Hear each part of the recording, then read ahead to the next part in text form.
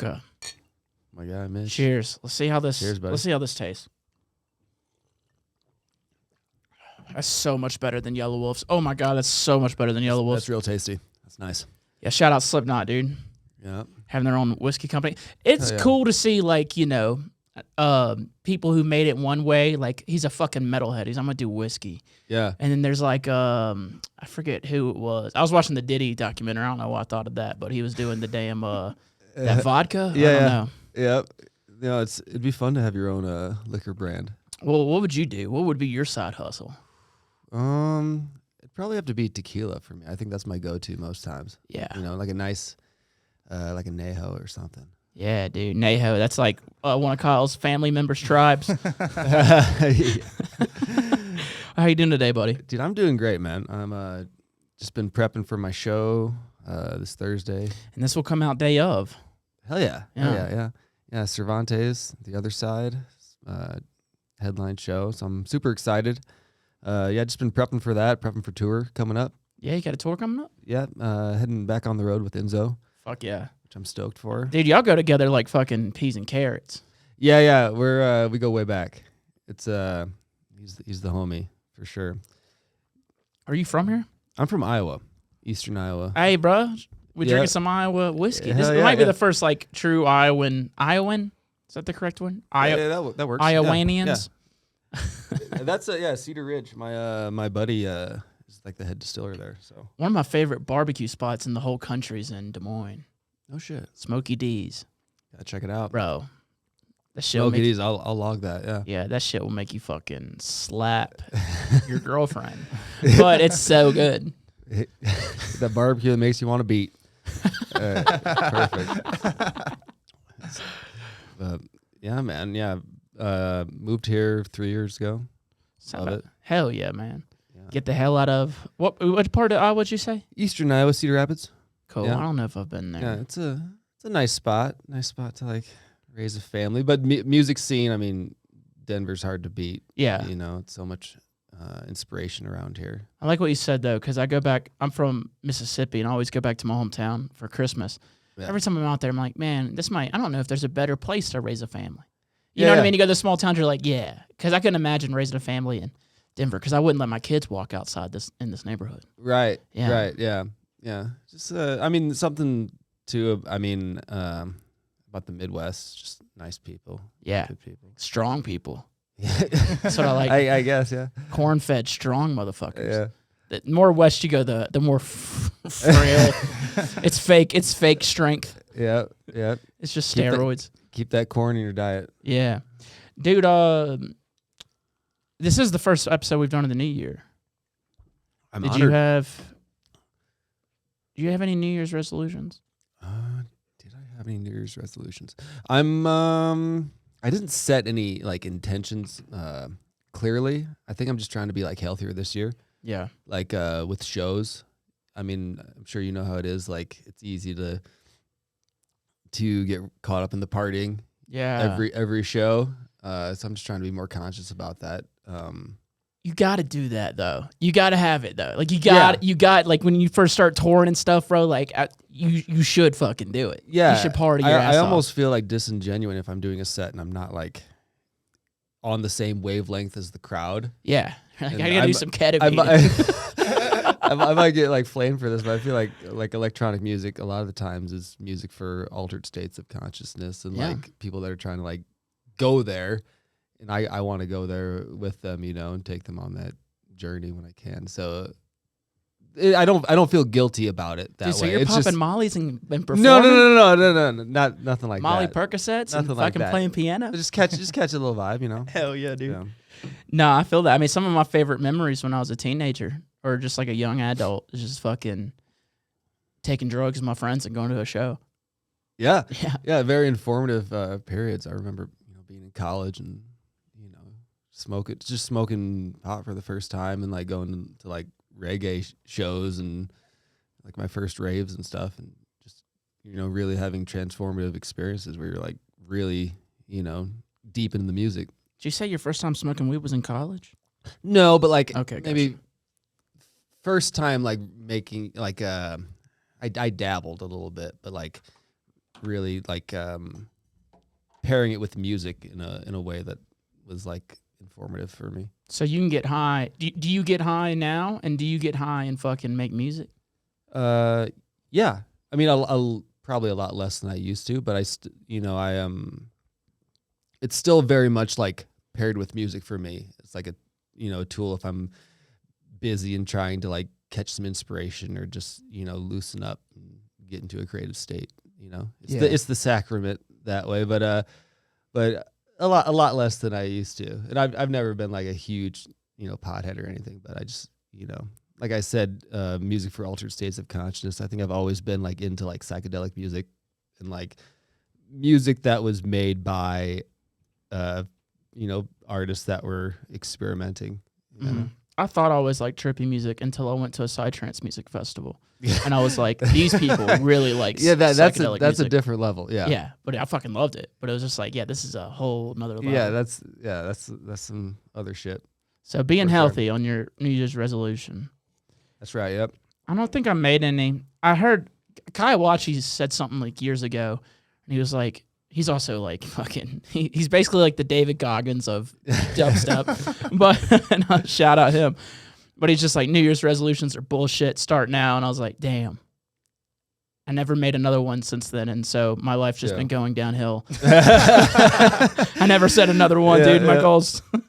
That's funny. Nah, mine is also to stay healthy, man.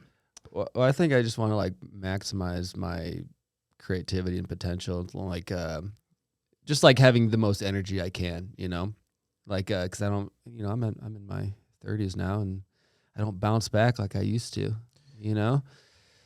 which is unfortunate, but it doesn't stop me usually. Yeah, I hope my 30s are the best, man. Just turned 30 like a month and a half ago, so I'm like, congrats. Someone was like, welcome to 30s. You're going to have fun. I was like, I don't know. My 20s kind of fucking ruled. Yeah. Yeah. You've been living the dream. Yeah, I have. Yeah. No big deal. So are you classically trained pianist? Because I know you're a pianist. No, not really. I started out as a drummer, really. Oh, that's why you shouted out my drum kit when you walked in. Yeah, I played drums for many years. Wanted to be like a jazz drummer. It wasn't until like my mid-20s that I started trying to get into the keys, because it was like all drums, and then I was playing in bands. Then I started drumming with like a DJ when I got into electronic music, and kind of doing like a big G thing around like 2011. And then got out of that, formed a couple other like hip hop bands, and then when I finally like committed to like writing music and becoming a producer, it was like shortly after that I was like, I should learn music theory, because I was just getting like kind of stuck with like sampling. I was making a lot of like lo-fi stuff and just feeling the limitations of that. So I started to like take music theory lessons online and stuff before work at the time. Yeah. So I'm not a classically trained pianist, but I know a lot of music theory. Would you say you shred? I can shred a bit. Say it with your chest. Yeah, I shred. Like I would feel like I always feel self-conscious around like really good musicians, because I've like sat in with like good jazz musicians I know and stuff. So I don't feel like on that level, but I think I hope this, I don't know, doesn't sound pretentious or something. I feel like what I've cultivated is like ability to like jam. Like it's like a state of being over like any technical skill. Like I can just like commit to the bit. Yeah. And just like, really like dive in, whether I'm hitting wrong notes or not. I'm just like enjoying myself and like really deep in the music. There's nothing worse than whenever you think you're good and then you get by someone who's actually really fucking good. And you're like, damn it. Well, as a drummer, I'm sure you've had that experience too, and where like you're in the pot, you think you're in the pocket and you're having so much fun, and then you listen back and you're like, oh, I wasn't there at all. Yeah, man. But it's like I think to do music at all, you kind of have to have this like insane self-delusion where that gets you through being shitty at something, and then all of a sudden you're like, oh, I got good at it. You know? And anybody can do it. That's the thing. That's what's so cool about music. It's like you can have talent. Like there are people that are just naturally talented, but if they don't practice, you can smoke them. You know what I Right, mean? yeah. You can just smoke them after, if I just work harder than you. Yeah. But yeah, man, I remember when I was younger, I was playing in bands in Jackson, and I was like, dude, I'm a fucking killer drummer. I'm like, I'm good. And then we started finally like going outside of to other cities and stuff, and meet these other drummers that just made me fucking mad. Yeah, man. Yeah. Yeah, when you like, 'cause I know some like drummers that tour all the time, and they're just like so tight, And I think like I've never been like the tightest drummer, Pretty but like loose. I feel like I have like a really good sense of time feel. Like I still just for fun, like I'll just put on like a Dilla beat tape and just like drum for hours and like really try to get in the pocket, just like feel it in my body. Like that's still like a big part of like my practice. Even I feel like it translates to producing too, is just like putting music in your body physically, Yeah. You said a minute ago you were talking about touring with your old bands, man. How many bands did you play with, and how far did you get with it? Because that's a whole different grind, bro. I mean, not very far. I got in the van, the local Van life. 4-hour radius van tours and small bars and stuff. But it was always bands that there was like no band leader, but I was kind of like the de facto. I was the one that was always like, let's take this really seriously, guys. You're the drummer. Come on, guys. And so I took it very seriously and was I grew up like listening to like Smashing Pumpkins and like Chili Peppers and stuff. So I was like really into like jamming, and then also like very complicated drum parts. So I'd make these like very crazy arrangements, and they ended up it never went anywhere, but it taught me a lot about like writing music. Yeah. I can't imagine like how hard it is to make it as a band in 2026. Right. I honestly, I do feel like it might be getting a little easier than it was in like 2023 or 2024 for a band. Yeah. I've been seeing, and Kyle, you can fact check me on this, like rock music's back, dude. Like rock bands are doing like arenas and fucking, they're doing some of the biggest shows I've seen since I've moved out here have been rock shows. Yeah. And it's like bands I used to listen to that have just gotten bigger. And it's just gotten more popular. I mean, I heard Bad Omens the other day at the gym. I was like, cool. Yeah. Yeah. That's Significant resurgence in the last 2 years. Yep. Yeah. But you're kind of reliant on like, who you're standing next to in a band. So that was a big factor for me, like just committing to writing my own music, producing music too, is like getting tired of relying on other people. Mm-hmm. I'm sure you felt the same frustration as a drummer. You're like, you're dependent on whoever you're backing. Yep. To do the thing. Did you have a good looking singer? I feel like you have to have, your singer has to be either good looking and talented or funny and talented. Well, That's if I had, I mean, I would have probably gotten farther had I had a really good looking singer, but they were pretty good looking. They were solid. You look at all these rock bands. The Yeah. singers are gorgeous, or they're just funny. Yeah. They're like chubby. They're like kind of thick. Yeah. And they're just cracking jokes all the time, but they can sing. You're like, okay, this rules. Yeah. You gotta have that factor. Can you name an average looking male singer in a rock band right now? I'm trying to think on it. I can't do it. I mean, in 90s bands, there's a lot of like pretty mediocre looking bands that were like making great music. I can't think now of it they're right like now. mediocre. Like Radiohead. I'm a huge Radiohead fan. It's like How none can you of pull up a those picture? guys are like, classically handsome Okay. gentlemen. But Let's look this up. I mean, Slipknot, they had to wear masks. yeah. Yeah. That's what all the DJs who wear masks, they're just ugly. Yeah, you wonder. Let's see. Let me look at these guys. I hope this is them in their these guys look old as fuck. I want prime guys. Oh, in their prime. Yeah, in their prime. All right.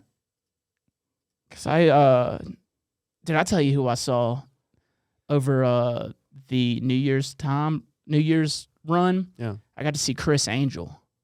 Oh shit. Yeah, dude's like 58, and he's fucking. I bet he still looks great. He looks amazing. I can imagine. I was going into there. I met his tour manager, and his tour manager was like, "Yeah, here's some tickets. You want to come? I'm a fan." I was like, "Sweet." Was it cool? I haven't been It to was a magic so show. cool. Yeah. I've never been to like a sit down magic show. The only magic shows I've seen are like in green rooms or on this podcast. Interesting. Yeah, it was fucking awesome. Where was Because that? in Vegas, but I was like, yeah, what are you talking about? Which one's the singer? Glasses. You want to go turn that off? What the fuck happened? Dude in the glasses, yeah. Hey, good on them, dude. So there's one. Yeah. There's one. But yeah, Chris Angel, man, Mind Freak. I didn't know. I went in there like ready to talk shit and like pick out how he's doing these things. Mhm. I just left with my mind blown. I was like, Yeah. this was one of the coolest shows I've ever seen. He's 58, fucking has all these hot, like young girls around him, like fucking grinding on him for the show. I'm like, this fucking rules. I know there was like a 12 or 13-year-old boy in the crowd just like erect because these girls were all really attractive. Anyway, that's a weird thought. I'm not gonna touch that. Yeah. I might touch it. Oh man.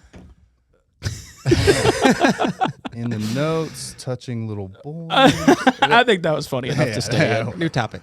Yeah, new topic. Yeah. I don't know, man. You wear your hat backwards. You play baseball?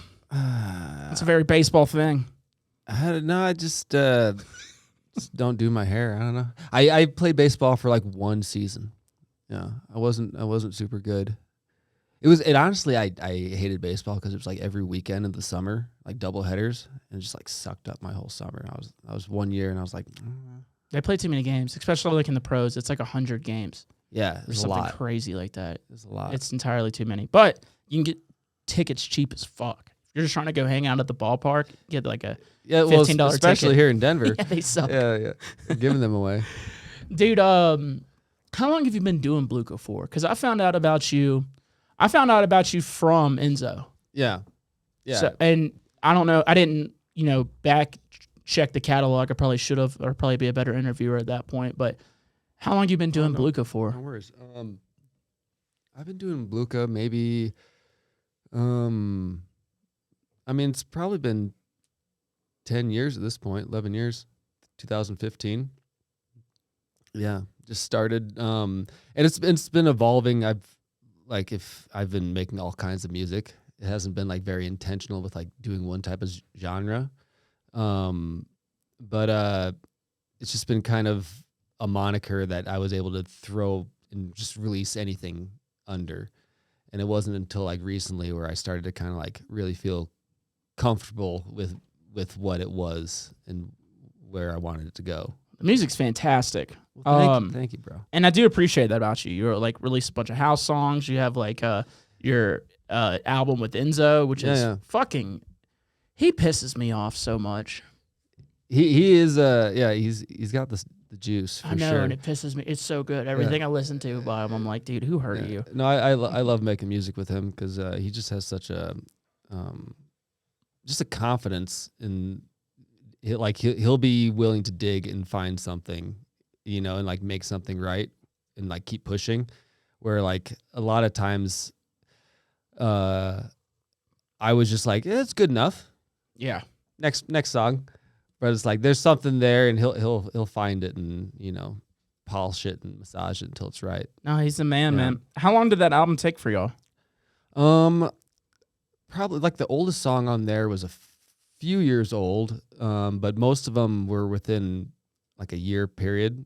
And a lot of it came together when he moved maybe like 20 minutes from me.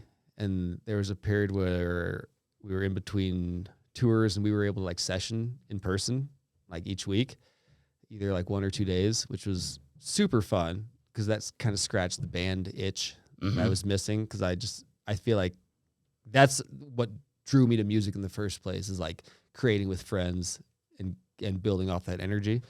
But then, so we had maybe like 15 or 16 songs, and we were like, this is an album's possible, so we should like finish it. And then like everything kind of like came to a head because we booked the Mishawaka like album release show.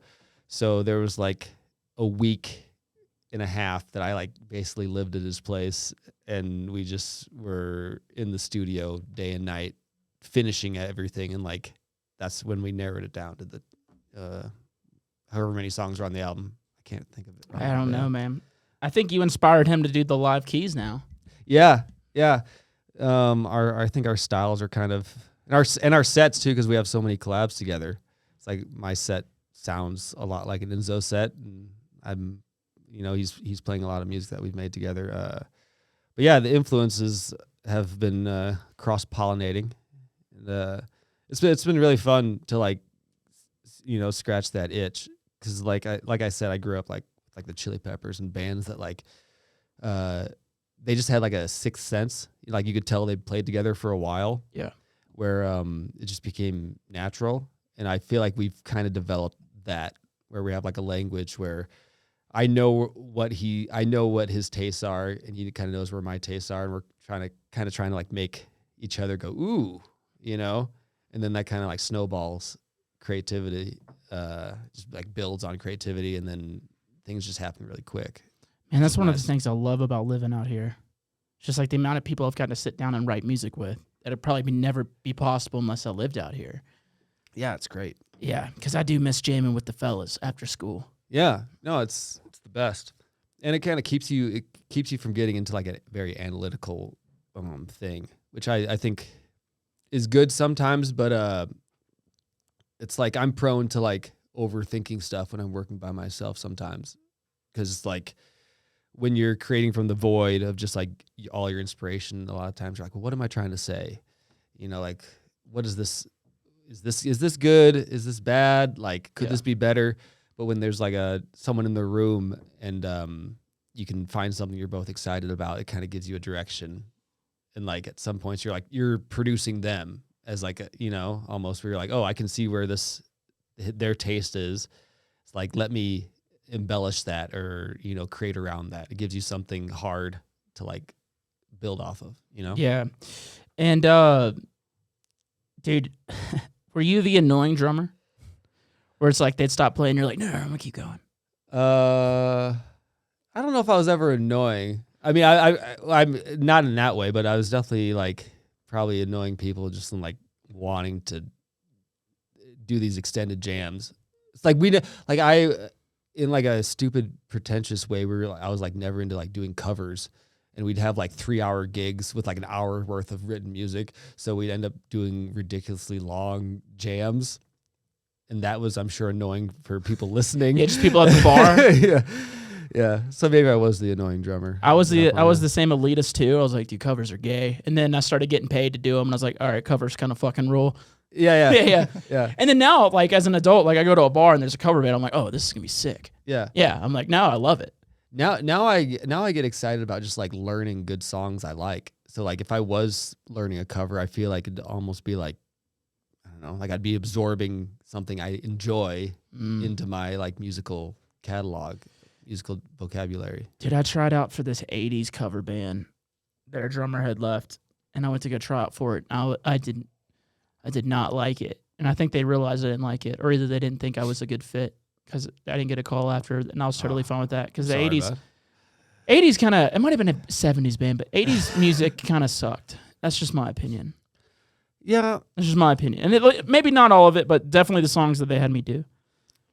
Dude, I mean, there's some, like, the 80s music I really enjoy is, like, the, like, post-disco boogie stuff. Yeah.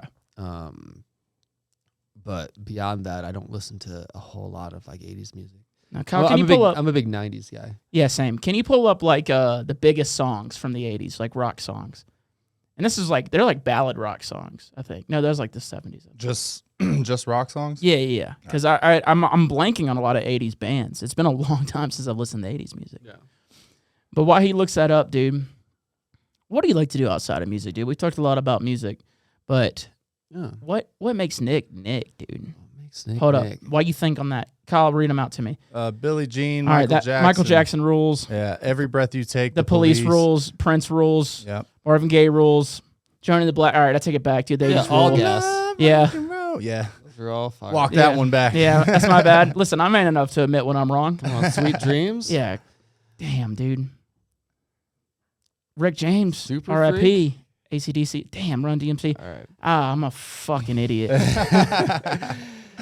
Yeah, we'll scratch that from the record. No, leave it on there, dude. Everyone makes mistakes. It's how you get back up and face them. Yeah. No, I'm a big snowboarder. I love just getting out in nature. I don't do it enough though. I've been kind of tunnel vision just with music since I moved here. But that's what I love to do. Yeah, dude, I've always been into extreme sports. Not great at them, but like skateboarding and snowboarding. Done a little surfing. It's a terrible season. I've heard. Bro, it's so bad. I've been 3 times, and like I'm not interested in. They're like 5 feet behind on snow or some crazy shit like that. Yeah, it's crazy. This is the first year I haven't gotten a season pass because we're heading out on the road in a couple weeks. It's a bus tour. Yep. Fuck yeah, dude. Yeah. Bus tours which rule. Is fun, and we have a really good squad of people. Yeah. Who's all on it? You're gonna have to look that up. There's a lot. Cal, can you pull up Denzo tour? A lot of cool. It's like Macroverse or something like that. Or am I making that up? Mirrorverse. Mirrorverse, cool. I was close. Yeah. Yeah. But went on the road with him like 2 years ago on a bus tour, which was a transformative experience. Dude, bus tours rule, super man. fun. Yeah. It's so fun to like play that many shows and like really dial in. Like you get your chops. I feel like you really by the end of it feel very I don't know, just tight. Yeah. You know? Fuck the sets, man. My favorite part about it is the hangs. The hangs too. The hangs rule. Dude, the late nights fucking drunk in the back of the bus acting a fool. Hanging out. Good food, dude. We were in like shit, dude. I'm ordering White Castle. See, I was always trying to like find some tasty spot, whatever city we got, if we had time, just for the hangs. Bro, I was waking the up. Finer Things Club, we called it. Yeah. I was waking up at like 4 p.m. every day. Yeah. That's terrible. I wake up at 4:30 a.m. now, but it's just like, I'd be up. I'd see the sunrise like almost every night. Yeah. Just fucking hammered. Just hammered drunk. I love it. Looks like What's So Not, No Good, Zen Selecta, and Blookah. What a lineup. Yeah. We got, the boy Spenny's on there too. Lassa, who is a collaborator we've done a lot of songs with. She's going to be on some stops. Yeah. I'm really excited for it. Fuck yeah, man. Starting it out with this headlines show on Thursday. You got anything cool planned for it? We have it's a really, really cool lineup. We have a little back-to-back happening after my set too. I'll bring out some homies to play some stuff, which will be fun, but doing a live set, which is always exciting. Do you do that every time? Not when I'm opening for people on other bills. It's just kind of logistically not always feasible to bring like keys and stuff. So I'll just be on CDJs, do a DJ set. But if it's my headline, yeah, definitely. And it's just really fun to like, I bring a couple keyboards. I'll do an Ableton set so I can kind of improvise and like jam out on songs. And it keeps it really fresh for me. Yeah. I've never heard of someone jamming out on Ableton sets though. It's usually like a pretty. Yeah, so yes, like a lot of people that do Ableton sets, they'll do it in like an arrangement view where it's very structured and they're locked in. Yeah. The way I just kind of learned how to DJ was in Ableton, and I've just kind of carried that into the live set where I still DJ, but I'm also have like keys and the ability to like loop things, so I can play something, loop it up, and then like use that to mix with the next songs. So I have a lot of like ARPs and like just sound effects and lasers, just like stuff that's like, I'm not taking stuff out of the song and like trying to do a whole lot, but I'm just hopefully adding something to it and creating like this psychedelic layer on top of the music that's different each time. Does it stress you out whenever it's like, all right, I'm just jamming it out, free flow, all live instruments, launching clips? Tell me your biggest train wreck, dude. Does it stress me out? I mean, technology stresses me out. Like there's so many things that could go wrong at any point. Like that's one of the things that like where like CDJs have their benefits where it's like it's the same every time for the most part. We've all had those times where we've stepped up and touched them and like what's going on with these things, like they're fucked. But yeah, a lot can go wrong. Just like having a laptop on stage, don't update right now. You know, Never update. yeah, Never, So- dude. I swear to God, all like Record Box Yeah. and like Pioneer, Yeah. they just keep fucking their shit up. Every update. I do have a train wreck story though. Let's go. It was early on in my career. I won like a DJ competition to DJ at Dance Festopia, and it turned out it was the last slot at the festival, 6 a.m. Monday morning. So Fuck yeah. we get down there. I'm just like waiting in my car, just like working on my set, and I'm like DJing on my laptop in Ableton. This is before I learned how to like DJ on CDJs, and I'm go up there, and at this time I'm playing like I was playing like vibey, sort of like K Tronada adjacent type music, and I'm following hard rhythm. Last set of the festival, so the tent's full, people are going ham, and I'm like, okay, well, I'll be the wind down guy, it'll be cool. I start my set, it's going pretty well. About 10 minutes into my set, power goes out to the stage, and At least that's not your fault. yes, at least that's not my fault. Turns on pretty quickly, like in 5 minutes. Lose a bunch of the tent, obviously, but the rest of the set, my controller's not talking to my laptop. So I'm DJing with my trackpad on my laptop, like manually pushing up and down the faders of the songs, just sweating for an hour. And that was fun. But it worked. It worked, but it was an internal train wreck. Yeah, that's not Yeah. that bad of a train wreck, dude. No. It has to be a worse train wreck than that. If that's it, I've dude, had a couple. you're doing pretty well if that's Yeah. all. There was one time where I opened up for an act that was like, I was a really big fan of. I won't say their name. I was in Chicago and at the club, and it was the last club show I did before I bought CDJs and learned how to do it. Because I brought my controller, set it up in the club, was all ready to go. They stopped playing because I was going to follow them. It was like a late set, and go up there, no sound. Something got switched with the cables, and it's just like dead air in a full nightclub after the headliner. Their tour manager is like, "Do you want me to play something?" I'm like, yes, please do. And, get it sorted out. But I didn't recover from that. That was I think I cried in the car on the way home because I had it all planned. I was like, I'm gonna really impress them. I had the set planned. They're gonna be like, damn, this kid's wicked good. You're just a He's disappointment. the guy, and just fumbled it first. Damn, right out the crying gate. after a train wreck. Now that's a train wreck. That's Yeah, that's yeah. what I was wanting to get, dude. I want tears. There's some tears on the car ride home. but Oh, that I got sucks. over it. That sucks, man. 6 a.m. on a Monday for that one set, dude. That's so crazy. My Yeah. biggest problem is like when it's that late, I'm like, all right, I have to pace myself with my drinking. That's always the hardest part. Because come by like midnight, I'm like feeling good. Yeah, Especially at a festival, dude. I'm like, fuck it. We're slamming beers. it's hard to stay present when you have those really late night sets. I had a 3 a.m. late night set at summer camp. I was so tired. We had such a long day. I was like, I'm going to eat a little bit of mushrooms to wake me up. I ate a lot more than I thought. It was awesome.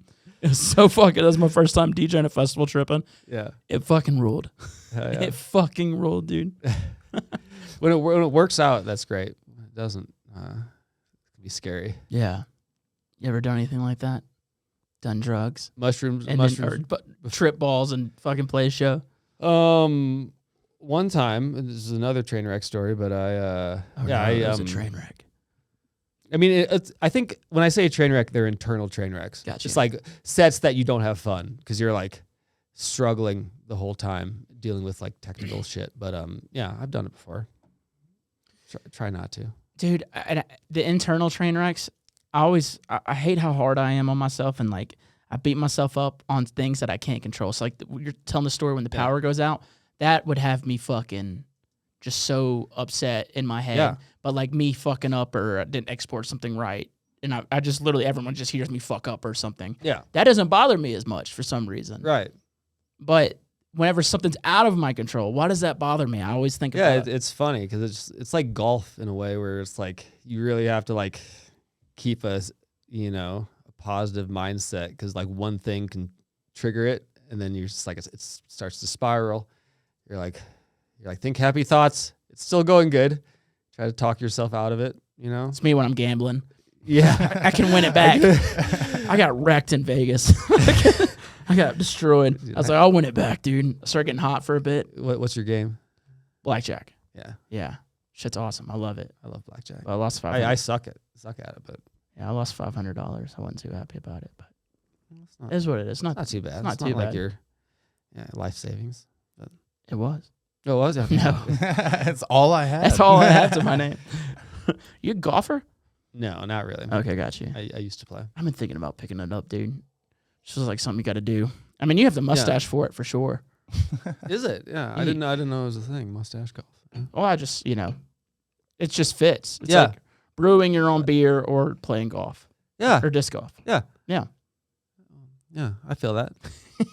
I don't do any of those things so much anymore, but I have at one point done all three, so it checks out. Yeah, I had the urge, dude. The other day I was sitting down, I was eating pancakes, and I was just watching like a Jim Carrey marathon, and I was just like, dude, I should pick up golf and get a mustache.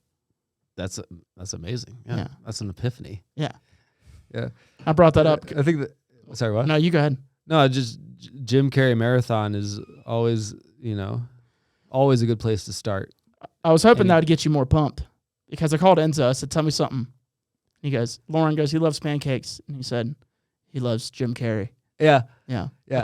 I thought that'd get you more pumped. I mean, you're probably cut from the same cloth. I think that's a big factor in like mine and Enzo's friendship is like there's a generation of people that grew up on Jim Carrey movies, quoting Jim Carrey movies. It's like once you find your people, it's like Yeah. if someone's quoting Cable Guy to you, you're like, all right. I almost did it to my mom the other day. We were at a restaurant, and they were about to pour wine, and I was covering my mouth to, see if we wanted to taste it first. Yeah. I was covering my mouth not to laugh because if they poured it to me to taste, I was going to swish it around my mouth and spit it back in my glass and be like, she'll love it. I was like, is that Jim Carrey or is that Steve Carell? I couldn't remember. I was like, I think that's The Mask or something or Ace Ventura. I can't say. I don't know. I don't know But that I almost did it, dude. I was fucking laughing That's funny. for no reason. But yeah, man. I lost my train of thought. Kyle, save me here. Ask us something cool. All right. Let's see here. Kyle usually has good ones. Yeah. I lost my train of thought. It's all right. When your time on this earth comes to an end, what do you hope will have mattered the most, and what do you hope will have mattered the least? Ooh. Wow. I mean, that's a serious question. It's a good switch up from Jim Carrey. I like it. Yeah. Let's keep him on his favorite fucking toes. color. What are we doing here? Okay. What do I want people to think? Say it again. Matter the most? Yeah, when you're nearing the end there and you look back on your life, what parts of your life do you think like that really mattered the most to me, and what parts of your life do you hope you'll look at like that didn't matter to me as much? Like, you look back and you think, man, it really mattered at the time, but now that I look back, I don't think it does. Well, I think post-mortem, none of it will really matter to us. Because we'll be dead. I think I have an interest in the spiritual and just meditating on death and like the impermanence of things is important. Are you a goth girl? To me. Low key? Maybe. Nice. That's Nice. Yeah. Like it. It's in there. But I think like the impact I want to leave though is I hopefully inspire people to just be their authentic selves and be unafraid about doing that. And it's something that I don't do the best all the time, but I feel like it's something I strive for is like just not giving a fuck what other people think and just being me. If I can inspire people to do that, a teacher that I respect kind of has the motto of like be encouraged and encourage others. I think just being encouraging to others is important to me. So hopefully I can spread that and pay it forward that way. Nice. That's what I'd hope for. I can tell you one thing that we're going to look back on and be like, yeah, that didn't fucking matter. It's analytics. Yeah. If you look at analytics, like even like a week later, I'm like, oh yeah, that didn't matter. When I get older, I'm gonna be like, yeah, that was stupid. The internet. Yeah. Yeah, no, yeah. You get so caught up in like in music and any pursuit, I guess. If you're really striving to be great at it, you're gonna get caught up in like a bunch of analytics that don't matter, comparing yourself to others all the time. It's unavoidable. But I think that's something I'm always like trying to remind myself of, is like why I do this in the first place. And that's just the joy of like being a fan of music first and foremost. Like I still like just love listening to music and jamming along to it and just like getting inspired that way more than even like creating anything and putting it out there. So trying to stay connected to that like sort of like childlike excitement of like just experiencing art and life. I think it's important. I think, I mean, not to get too heady into it, but I don't know. I think music, Hey man, I brought it there. I You're think, fine. I think, You're fine. I You're think, fine. I think it's like a, Let's get heady. It's like it's the human spirit manifest, and it's a great way to like get behind the veil of like personal differences and all the bullshit that doesn't matter. It brings you, like, music brings you right into the present moment because you're like engaged. And I just think it's something really important for me, hopefully for more people. It's such a blessing that I think like people like us get to experience it, because a lot of people I don't know have that same relationship to music, Or just their job. You know what I mean? Yeah. Like I was talking about this, I think, to my stepmom, and I was just like, anybody can do what they love and make a living, but not everyone gets to. Right. You know what I mean? Which is a sad thing to end a sentence with. Not everyone gets to, but it's true. We're blessed on that front. Totally. Yeah. Totally. Let's get heady, dude.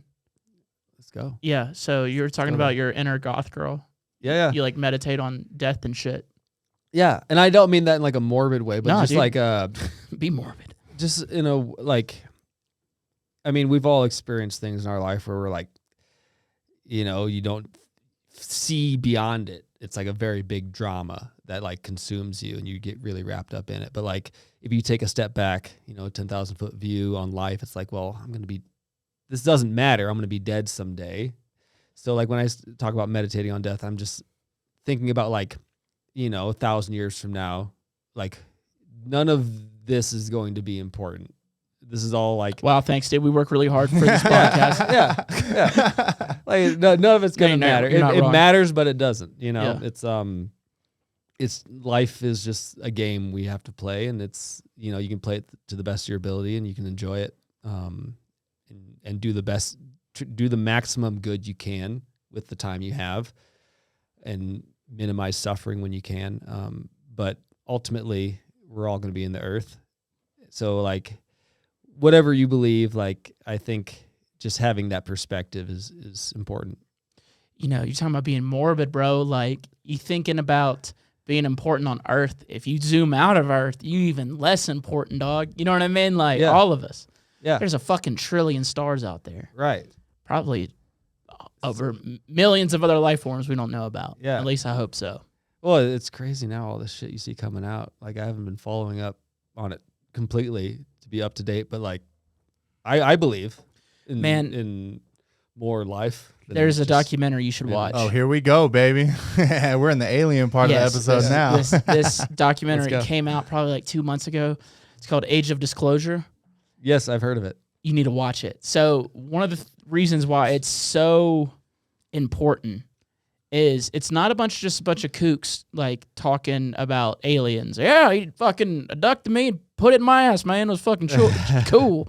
But it's none of that. It's like high-ranking officials within the government, the Air Force, like some of the world's most renowned like engineers and scientists and medical doctors who are like, there was somebody that I had to work on because they came in contact with this and I didn't know what the fuck was going on. There are people like, there's this technology and we got brought in to work on it. And the reason they're doing this documentary is because they're pushing for all this to be disclosed, because it's all so compartmentalized. No one's able to fucking learn anything from each other. Yeah. And then it's like, it's all black booked. Like, you can't get any information on it. And it's like, hey, I'm literally the head of national security. I lead the UAP task force. Yeah. I should be able to know this shit because they Right. know it. We know that they know. Yeah.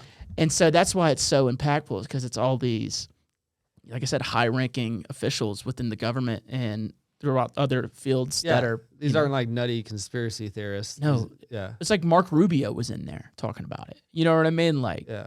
It's wild. it's nuts. Yeah. I believe, man. I believe. Yes. Oh shit. But so you meditate and shit. I try. I'm not great at it, but I'm into like, at least I flirt with the idea of having it be a part of my daily life, you know, like meditating, breath work, yoga. And like a lot of the times what I think does it the most for me is like just drumming and like playing music. That's like the quickest way for me to like meditate. So Meditation doesn't necessarily have to be like just sitting and breathing and just one pointedness of mind. Like if you're meditating, you're focusing on the breath or trying to, and like returning to the breath if your mind wanders. If for someone like me who's very much constantly thinking and chattering in my head, it's like music is a great way to do that in place of meditation. Like it is a form of meditation for me, where I can like sit at the keys or like the drum set and just like dial in, focus. And then while I'm doing that, I'm like, okay, let's breathe and try to like just lock in.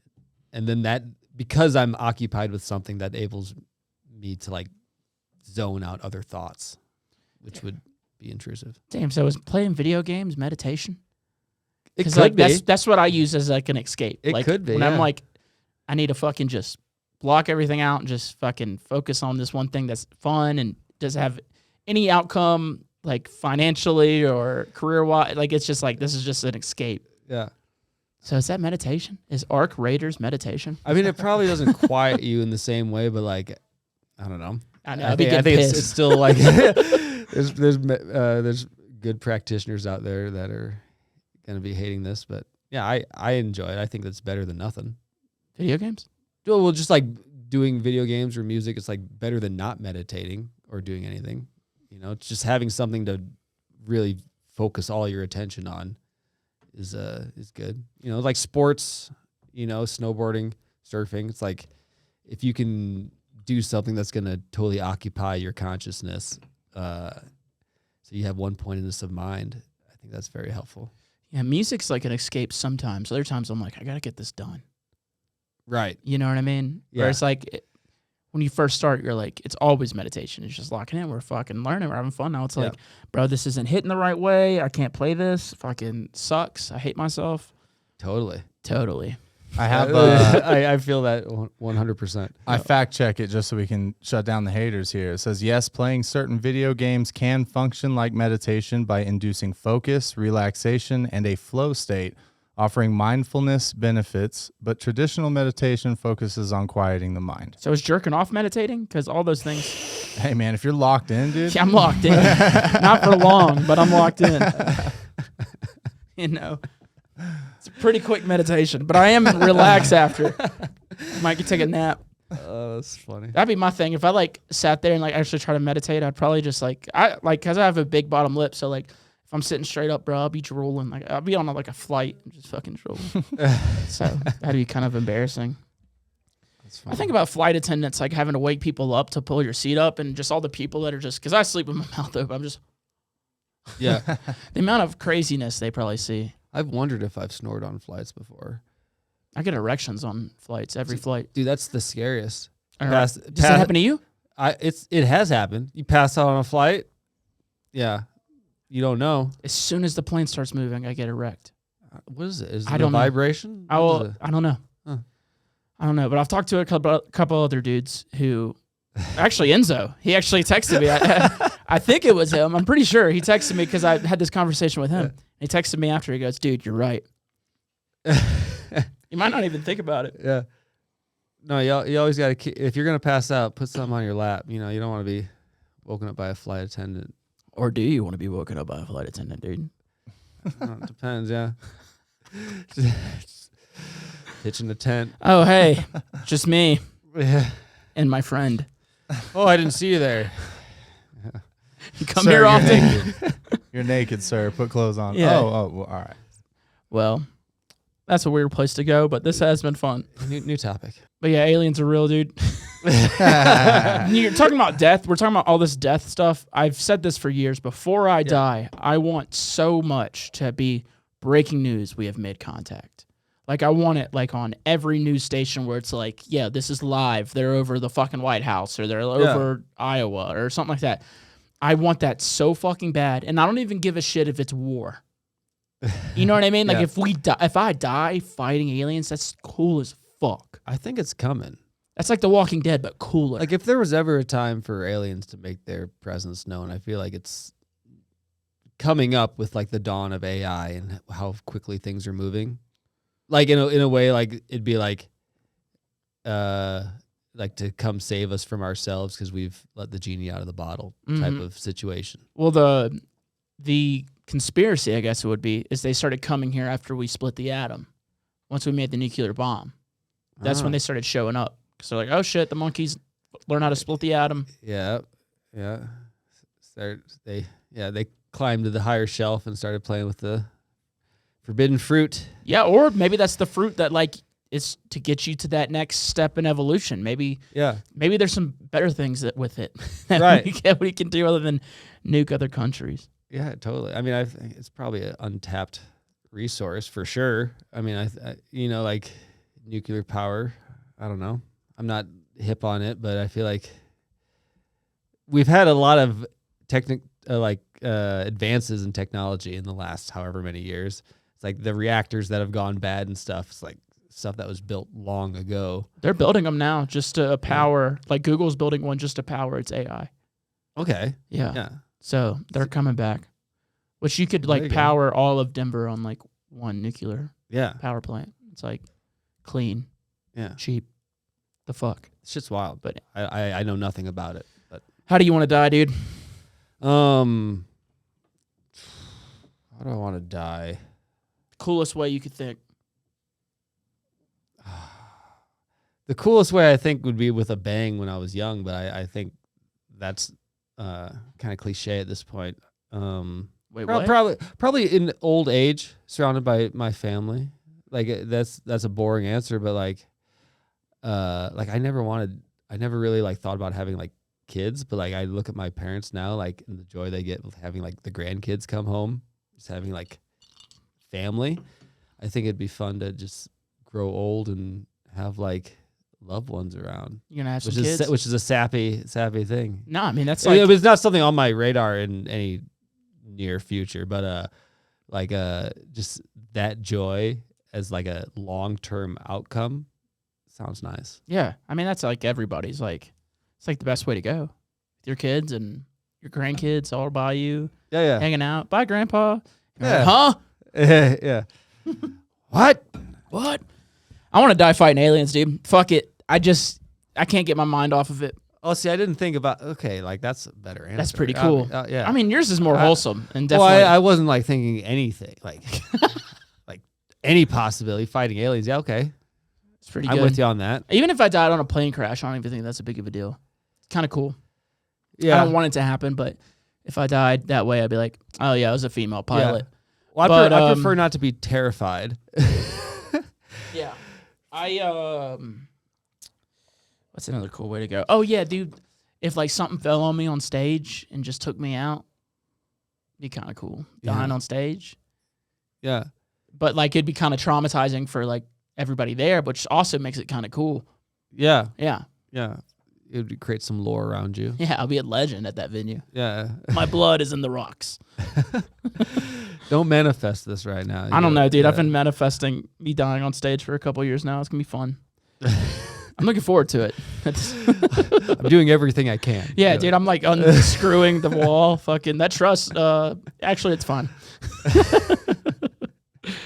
Well, dude, this has been fun. I know it's been all over the place, but that's usually how these go. Dude, thank you for having me. Before we move on real quick, there's this theory that alien life forms or alien visitors aren't actually coming to Earth to check out the biology of Earth, They're coming to check out the new civilization that is getting ready to be born. What is that? New civilization? New civilization. Oh, new civilization. Yeah. So basically, the that AI? aliens are like, oh, there's these organic organisms are creating another civilization, which would be AI.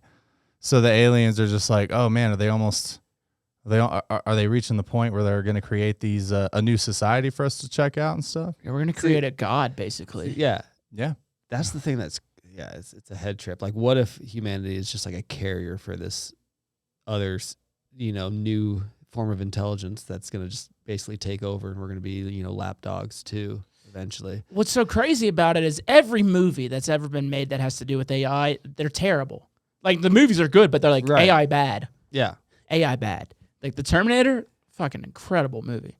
Right. It still holds up. I watched it last year and I was like, damn it, this movie's so fucking The good. second one is the sweet spot for me. You like that one? I even liked I even liked Salvation. Everyone hates on that one. I thought it was great. I've watched all of them. There is one that's pretty terrible, but I got to rewatch them. they rule. It's just so funny that like Arnold, like they just like write him into the story. He's getting older. Oh, now they just older Terminator. Now they just AI him. Yeah. Yeah, they do. Yeah. Yeah. I love it. But yeah, dude, we're gonna create a god. I mean, once it starts, and they're already kind of starting to think for themselves. They already have like a little survival instinct. Like there's been some stories that I've heard about with AI where it's like doing whatever it has to do to survive. Yeah, like blackmailing Mm-hmm. its creators and shit. I've seen that shit too. It's terrifying. It's coming. It's coming. I mean, I think we're in like a very weird time, but also like the most exciting time ever. And I think I'm grateful to like see it, because there's a lot of like pain and like uncertainty and like people like very upset, but it's just because we're all on our phones all the time, connected and like getting really wrapped up in everything. But it's such an interesting time to be alive. I think it's the best time. The only other time I had the thought of like, I wonder what this would be like at this time. I was in Vegas last week. Yeah. I was like, I wonder what this place was like in the 70s. Yeah. It's probably fucking nuts. Like all the bright lights, like there's no internet, no phones. Like cocaine's probably incredible then. And it's like, I wonder what that place was like. Yeah. You know? Yeah. The 60s and 70s and like Vegas, LA would be very interesting. Mm-hmm. Well, man, this has been fun. Kyle, do you have anything else you wanted to ask Mr. Blookah? Yeah, I can do one more here. Let me see. Hit me. What was the last moment where you felt genuinely proud of yourself, even if no one else saw it or recognized it? Ooh, that's a good one. Well, I have a moment in mind, but a lot of people did see it and recognized it. I think was That'll work too. just the Nexum album release party we did at Mishawaka was like a very special night for us. Because the energy that you've played a show there, it's such a cool venue because there's no cell coverage. Yeah. You're just way out there in the mountains, and so everyone's really locked in, and it's out of the way too. So everyone that comes there really has to commit to making that trip, and just that was a very special moment where I felt like, my whole life I wanted to create something I was really proud of, and we did it, and I did it with a buddy of mine and it was it was a special moment. I felt proud of that. Should, man. It's a cool venue. It sounds kind of sad. I can't remember the last time I was proud of myself. Damn, dude. Fuck, man. I don't know. You got a lot to be proud of. I know I do. I know I do, but I can't remember the last time where I was like, pat myself on the back. Yeah. I mean, I finished a song last week. I'm like, this shit rules. You know what I mean? Like, this is a banger, dude. Like, that's nothing. Yeah. Just speaking from a friend's perspective, I just think that you're the kind of person who likes to revel in the self-doubt as a means of inspiration. Yeah. You know what I mean? I think Yeah. the second you think you're the shit, you also think it's over. Yeah. It can be a driving force, that self-deprecation, just wanting more. But it's like that balance you have to walk where it's like, because it can be crippling if it teeters a little bit too far and you're like, I fucking suck. Yeah. And you think it all the time. And I've been there. But man, you got a lot to be grateful for. You're crushing it and make really dope I know music. the thing is like I know that like right like I know I'm crushing. I agree with what Kyle says about like I definitely like I'm a chip on my shoulder type of guy. Yeah. Like if someone's complimenting me a lot, I'm like stop, call me a bitch. That's what I'll say. Like call me, Right. yeah, like let's relax. But I just can't remember the last time where I was like, yeah, man. I was just because I'm trying to think about it. I can't remember the last time I said I was proud of myself. Yeah. I don't know. It's hard. I don't do it a lot. Yeah, right. Because you're always Because we're thinking, men, dude. well, you're always like thinking about what's the next thing and like where you want to go. So it's hard to appreciate the moment. So maybe this is a good wrap up to wrap up the interview. It's like you were asking me what my New Year's resolution is. I think being grateful and being present is a big one. I want to like take into this new year is like being able to appreciate the moment without getting too wrapped up in like what I don't have, where I want to go, you know? That is a good one. I like that. Yeah. Yeah. I remember what I did when I was proud of myself, and I didn't tell nobody, but I was fucking. So my girlfriend talks a lot of shit to me. Yeah. It's kind of her thing, but she was talking some mad shit about me doing pull-ups or something. She's like, "I bet you can't do this many." I was like, "Fuck, I can't." You know, I didn't say that out loud. I would never say that out loud, but I couldn't. And then I was like, "Man, fuck that shit." And I'll go to the gym. I always have, but then I was like, solely focused on that, and I was like, 10 pull-ups, no problem. Now, boy, take it. There you go. You heard it. 10 fucking pull-ups. TVBOO does 10, baby. TVBOO does 10. Hell yeah. Year-olds. All right. I'm kidding. right. Sorry. There was just a joke there. Had to. Whatever. Well, dude, Shit. Nick, thank you for being here today. Thank you for having me. Shake hands. My hands are always wet. They are. Look. Always. I don't know what it is. They're nice and warm though. They are. I'm warm-bodied, dude. If you're cold in the winter, you can cuddle up to me, dude. Put your hands on me. Okay. I appreciate you being here, man. Fucking love the music. Thank you, I think bro. what you're doing is really fucking awesome. Appreciate you. Anything you want to tell the people before you get out of here? Denver fam, pull up tonight if this is coming out Thursday. coming out Thursday. Cervantes, the other side. Going to be doing a headline. Got some special friends there. And then, if you're not in Denver, I'll see you this spring, early spring. I'll be touring around with the homie Enzo. So excited. Fuck yeah, man. Thank you again. Thank you, Kyle. Yep. And thank you, everybody else. I'll see you next week. Peace. Thank you, guys. Peace. Woo.